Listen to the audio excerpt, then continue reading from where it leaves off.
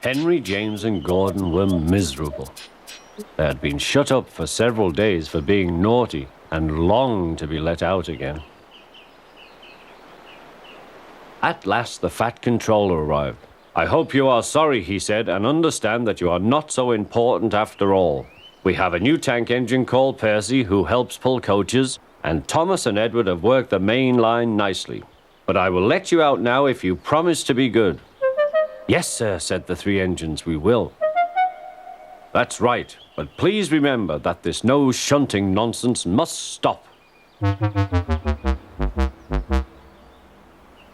He then told Percy, Edward, and Thomas that they could go and play on the branch line for a few days.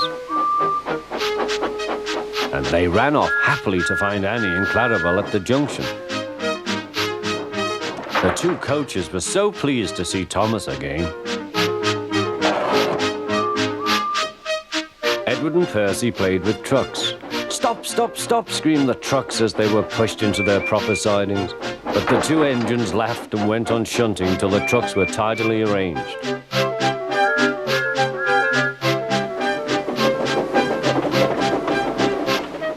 Next, Edward took some empty trucks to the quarry.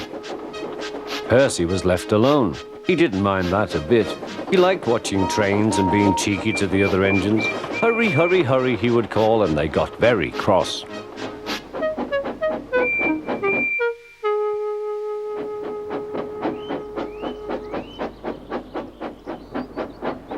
After a great deal of shunting, Percy was waiting for the signalman to set the point so that he could get back to the yard.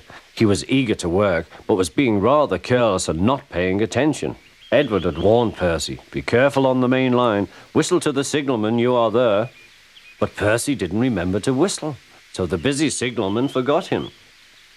Percy waited and waited. The points were still against him, so he couldn't move. Then he looked along the main line. Peep, peep! He whistled in horror, for rushing straight towards him was Gordon with the express. "Oh!" groaned Gordon.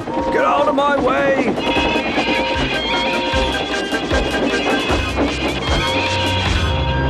Percy opened his eyes.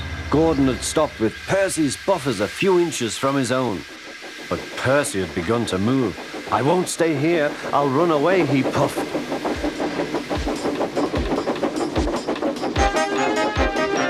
He went straight through Edward's station and was so frightened that he ran right up Gordon's hill without stopping.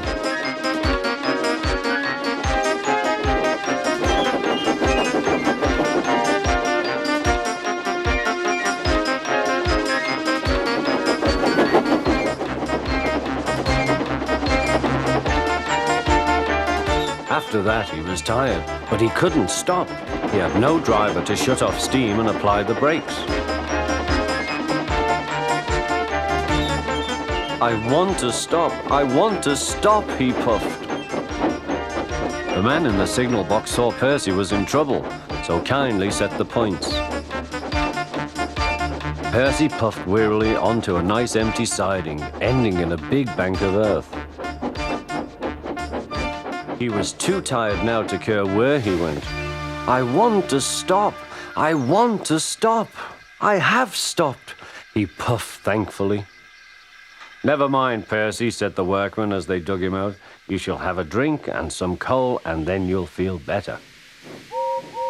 Presently, Gordon arrived. "Well done, Percy. You started so quickly that you stopped a nasty accident."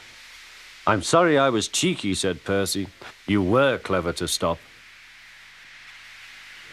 Then Gordon helped pull Percy out from the bank.